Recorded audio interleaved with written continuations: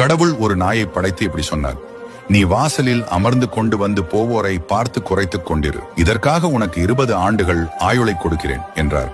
அதற்கு அந்த நாய், என்னால் 20 ஆண்டுகள் தொடர்ந்து குறைக்க முடியாது, எனக்கு 10 ஆண்டுகள் போதும் என்றது. கடவுளும் சரி என்று அப்படியே வரமளித்தார்.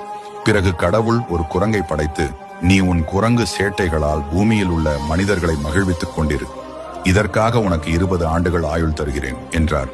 அதற்கு அந்த குரங்கு, 20 ஆண்டுகள் குரங்கு வேலைகள் செய்ய முடியாது, எனக்கு 10 ஆண்டுகள் போதும் என்றது. அதற்கும் கடவுள் சரி என்றார்.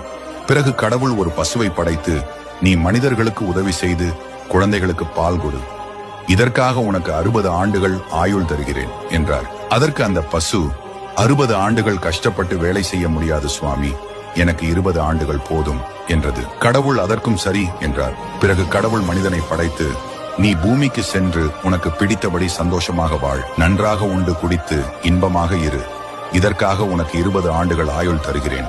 20 ஆண்டுகள் என்பது மிக குறைவு சுவாமி, பசு விட்ட 40 ஆண்டுகளையும் நாய் மற்றும் குரங்கு விட்ட 20 ஆண்டுகளையும் சேர்த்து மொத்தம் 80 ஆண்டுகளை எனக்கே கொடுத்து விடுங்கள் என்று கேட்டான்.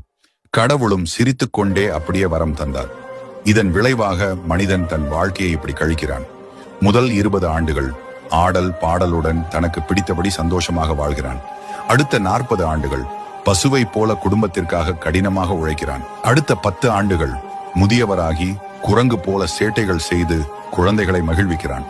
கடைசி காலம் நாய் போல வீட்டின் வாசலில் அமர்ந்து கொண்டு வந்து போவோரை பார்த்து கத்திக்கொண்டும் முணுமுணுத்துக் கொண்டும் காலத்தை கழிக்கிறான்.